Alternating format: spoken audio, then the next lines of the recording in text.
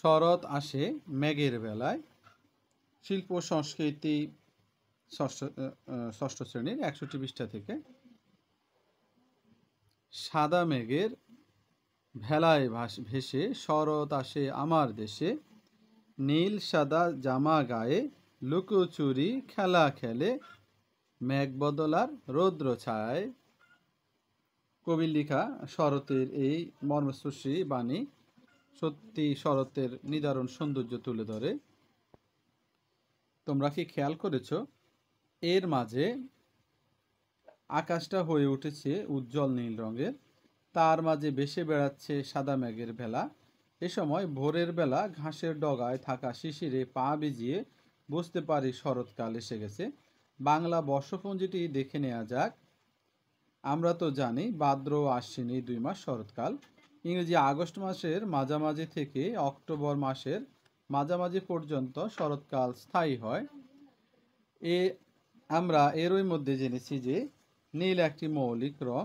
এই নীল আকাশে সাদা মেঘগুলো কত রকমের আকৃতি বদলায়, কখনো ঘোড়া, কখনো হাতি, তো আবার কখনো মানুষের আকৃতির মতো। আকাশের এলোমেলো মেঘগুলোতে নিজের পছন্দের কিছু খুঁজে পাও কিনা দেখো তো। এই অধ্যায়ে আমরা যেভাবে অভিজ্ঞতা পেতে পারি, শরতের প্রকৃতি দেখে শুনে ও অনুভব করে প্রকৃতির মধ্য থেকেই ছবি আঁকার উপাদান, আলো ও ছায়া ও বনটের ধারণা পেতে পারি। শরতের প্রকৃতির সাথে মিলিয়ে আমাদের অনুভূতি, আনন্দ, কষ্ট, হাসি, কান্নাসহ নানা রকম ভঙ্গি সম্পর্কে জানতে পারি। শরতের প্রকৃতির সাথে মিলিয়ে আমাদের অনুভূতির, আনন্দ, কষ্ট, হাসি, কান্নাসহ নানা রকম ভঙ্গি সম্পর্কে জানতে পারি। শরৎ হল স্নিগ্ধতা ও কোমলতার প্রতীক। বর্ষার গাঢ় রঙের মেঘ কেটে গিয়ে শরতের আকাশ হয়ে ওঠে ঝকঝকে।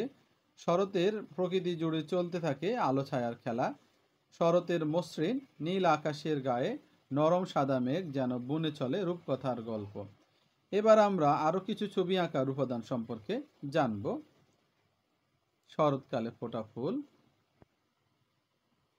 মান ও বুনট ছবির আঁকার আরো 2টি উপাদান। তো মানটা কি?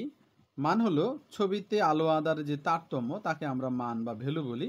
রঙকে হালকা থেকে গাঢ় করার মধ্য দিয়ে আলো অন্ধকার প্রকাশ পায়। ছবিতে হালকা রং দিয়ে আলো আর গাঢ় রং দিয়ে অন্ধকারটা বোঝানো হয়েছে। তাছাড়া সাদা আর কালো রং মিশিয়ে ছাই রঙের মাধ্যমে ছবিতে মিডল টার্ন তৈরি করা হয়েছে। এখানে ছবিতে দেখো তোমরা আলো আর ছায়ার অংশটা দেখা যাচ্ছে। হালকা রং দিয়ে আমরা আলো বোঝাচ্ছি, আর এই যে গাঢ় রংগুলো দিয়ে আধার বোঝানো হয়েছে। বুনট বা টেক্সচার, কোনো বস্তুর পৃষ্ঠের গুণমানকে বুনট বলে। একটা বস্তুর পৃষ্ঠের যে গুণমান তাকে আমরা বুনট বলি। বুনটকে প্রধানত 4টি ভাগে ভাগ করা যায়, যেমন রুক্ষ, মসৃণ, নরম ও কঠিন। তো বুনটটা দেখো রুক্ষ, মনে হচ্ছে একেবারে রুক্ষ। তারপর এটাকে দেখা যাচ্ছে একদম মসৃণ। তারপরে আছে এটা দেখে দেওয়া যাচ্ছে সফট বা নরম। আর এই অংশ দ্বারা অনেক কঠিন বোঝানো হচ্ছে। এই যে বস্তুর পৃষ্ঠে যে গুণগত মান, সেটার উপর ভিত্তি করে আমরা রুক্ষ, মসৃণ, নরম এই কঠিন অংশগুলো পেয়ে থাকি। এই সময় আকাশের বুকে উড়ে বেড়ায় ঝাঁকে ঝাঁকে বক। খালে বিলে দেখা যায় লাল সাদা শাপলা ফুল। নদীর 2 ধারের কাশবনে আসে নতুন প্রাণ। হালকা বাতাসে দুলে দুলে উঠে কাশবন, যেন এক অপরূপ নৃত্য ভঙ্গিমা। নদীর বুকে বাসে সারি সারি পালতোলা নৌকা, আর দূর থেকে ভেসে আসে মাঝি মাল্লারে কণ্ঠের গান। আমরা আগের পাঠে জেনেছিলাম মাত্রা সম্পর্কে, এবার জানবো কেমন করে স্বরের সঙ্গে মাত্রার বন্ধুত্ব হয়। যেমন এখানে মাত্রা আছে সা রে ঘা মা পা দা নি। সা রে গা মা পা দা নি তে আমরা দেখি মাত্রা 2 দেশে সা সা, রে রে, গা গা, মা মা, পা পা, ধা ধা, নি নি। মাত্রা 3 আছে সা সা, সা সা, রে রে, রে রে, গা গা গা, অর্থাৎ সবগুলা 3 বার করে। 4 মাত্রাতে হচ্ছে সাটা 4 বার, রে 4 বার, এভাবে। এই অধ্যায়ে আমরা যা করতে পারি, শরতের আকাশের রং, মেঘের ভেসে বেড়ানো, কাশবন, কাশফুল, ফুটন্ত শাপলা, বক এইসব সম্পর্কে আমরা বন্ধু খাতায় লিখে অথবা এঁকে রাখব। মেঘের ভেসে যাওয়া, পাখির উড়ে চলা, গাছের দোলার বাস্তব অভিজ্ঞতা নিয়ে হাতের ভঙ্গিমার মাধ্যমে প্রকাশ করতে পারি। বইতে দেয়া কাব্য নাটিকায় অভিনয়ের প্রস্তুতি নেব, কাব্য নাটিকায় অভিনয় করব। রাপিস। স্কুলে যায় রাপি রোজ সকালে, হেসে খেলে সদল বলে, আজ ঘুম ভেঙেছে তার বেলা করে, দেখো আগেই সবাই গেছে চলে, তাই তো চলছে একা একা, সাথে নেই কোনো বন্ধু সখা। হাঁটছে রাপি আপন মনে, তাকায় সে নদীর পানে, ছুটছে মাঝি গুনগুনে, বাটিয়ালি গানের তানে। রাফি, ও মাঝি ভাই যাচ্ছ কোথায়? মাঝি, উত্তরের ওই শ্যামল গায়, নাইর নিয়ে চললাম হেতায়। রাফি, যাও তবে চলছো যেথায়? হঠাৎ একদল বক পাখি করছে এমন ডাকাডাকি, কাছে গিয়ে বলে রাফি, দুই আঙ্গুলে বাজি তুড়ি। রাফি, করছো কেন এত হুড়োহুড়ি?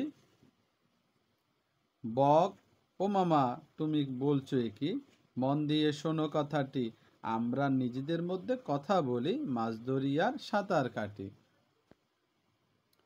এই অধ্যায় পড়ে আমার খুব ভালো লেগে। শরৎ ঋতুর মনোমুগ্ধকর রূপ, শোভার চমৎকার বর্ণনা আমার খুব ভালো লেগেছে। নীল আকাশ, তার মাঝে ভেসে বেড়াচ্ছে সাদা মেঘ।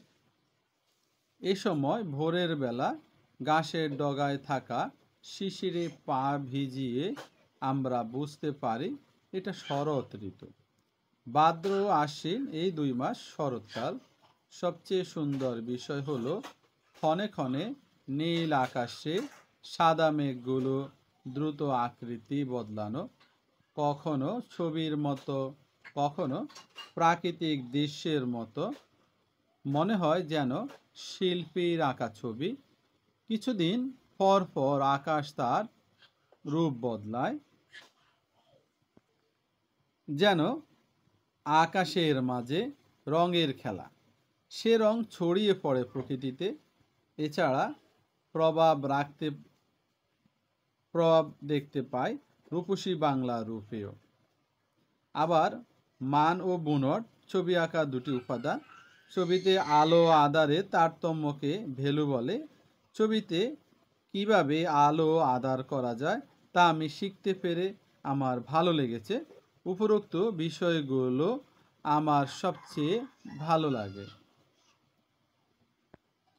এবার অভিভাবক কর্তৃক মূল্যায়ন। শিক্ষার্থীর সাথে আপনার অভিজ্ঞতা আলোকে নিচের বক্সে টিক চিহ্ন দিন। সে যদি কাজগুলো করে থাকে সে বক্সগুলোতে আমরা টিক চিহ্ন দিব। এ পারে সে কী করে চর্চা করেছে?